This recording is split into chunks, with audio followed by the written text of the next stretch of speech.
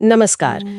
आज हम एक दिलचस्प कहानी की तह तक जा रहे हैं। ये एक हॉरर पॉडकास्ट स्क्रिप्ट है जिसका नाम है शिवाजी नगर का श्रापित घर। हाँ, ये स्क्रिप्ट शिवाजी नगर पुणे के एक कथित तौर पर श्रापित बंगले की कहानी है। काल्पनिक है, पर देखते इसमें क्या है। बिल्कुल। तो हमारा मकसद है इस स्क्रिप्ट को समझना, देखना कि इसमें डर कैसे पैदा किया गया है, कौन से तरीके अपनाए गए हैं। हाँ, ये देखना मजेदार होगा कि डर के जो जाने पहचाने नुस्खे हैं वो यहाँ कैसे काम करते हैं और क्या कुछ नया भी है। चलिए कहानी, किरदारों के अनुभव, उन सब पर बात करते हैं। ठीक है, तो कहानी शुरू होती है 2018 में। विवेक नाम का एक किरदार है। हाँ।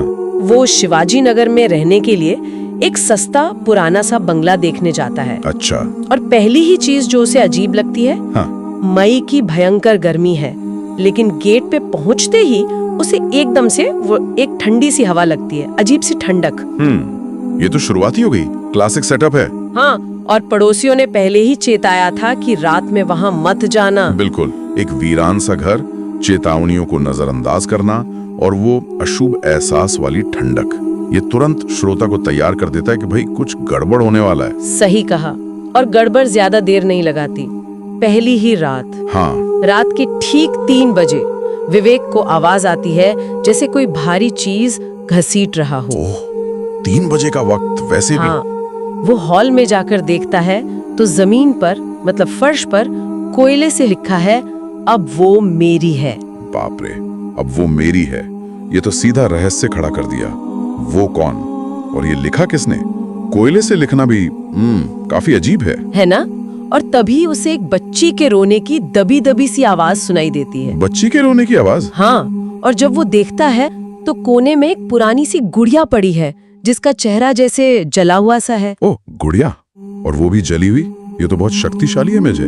एक बच्ची का रोना और एक जली हुई गुड़िया मासूमियत का बिगड़ जाना दिखाता है शायद। हाँ, और ये गुड़िया, जैसा हम देखेंगे, कहानी में बहुत अहम हो जाती है। बिल्कुल, गुड़िया वैसे भी डरावनी हो सकती है। वो अनकैनी वैली वाली बात होती है ना उनमें। जली हुई होना तो और भी डरावना बना देता है। फिर कहानी हमें इस घर के इतिहास के बारे में बताती है।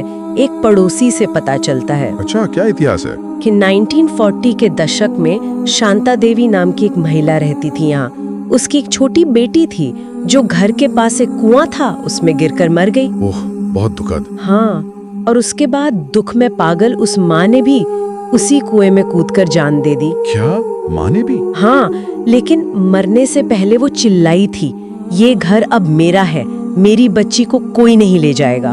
अच्छा, तो ये बात है।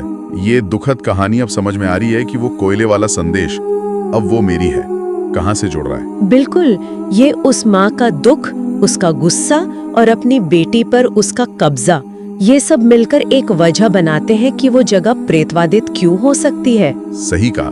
ये सिर्फ डराने वाले पर नहीं है, कहानी में एक भावनात्मक वजन आ जाता है। ऐसा लगता है कि माँ की आत्मा उस गुड़िया को ही अपनी बेटी मानकर उस पर दावा कर रही है। हाँ, और मामला तब और बिगड़ता है जब विवेक जाहिर डर कर उस गुड़िया को उठाकर फेंक देता है। अच्छा। लेकिन अगली सुबह वो गुड़िया उसे अपने तकिए के नीचे मिलती है। अरे, तकिए के नीचे? ये तो। और इस बार दीवार पर कोयले से नहीं, खून से लिखा था, गुड़िया मेरी है, तुम नहीं। खून से? बाप रे, अब ये सीधा टकराव है।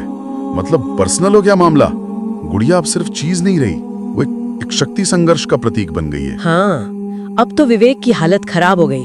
स्क्रिप्ट कहती है वो फौरन बंगला छोड़कर भाग गया। जाहिर है, कौन नहीं भागेगा। लेकिन कहानी वहाँ खत्म नहीं होती। उसे बाद में भी बुरे सपने आते हैं उस बच्ची के। अच्छा, सपनों में क्या होता है? सपने में वो बच्ची उससे पूछती है, अब अगला कौन? उफ, अब अगला कौन?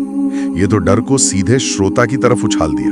मतलब खतरा अभी टला नहीं है, वो डर उसके साथ चला गया है। बिल्कुल, और स्क्रिप्ट का अंत भी ऐसे ही होता है, एक चेतावनी की शिवाजी नगर में अगर किसी सुनसान बंगले से रोने की आवाज आए तो सावधान रहें। हाँ, शायद वो बच्ची अब भी किसी को ढूंढ रही है। ये कहानी को एक तरह से शहरी किंवदंती, अर्बन लेजेंड जैसा बना देता है। डर को कहानी से बाहर असल दुनिया में लाने की कोशिश। तो कुल मिलाकर इस स्क्रिप्ट को देखें तो साफ पता चलता है कि कैसे एक दुखद अतीत, कुछ अलौकिक घटनाएं, एक डरावनी गुड़िया और धीरे धीरे बढ़ता खतरा, इन सब को मिलाकर एक असरदार डरावनी कहानी बनाई गई है।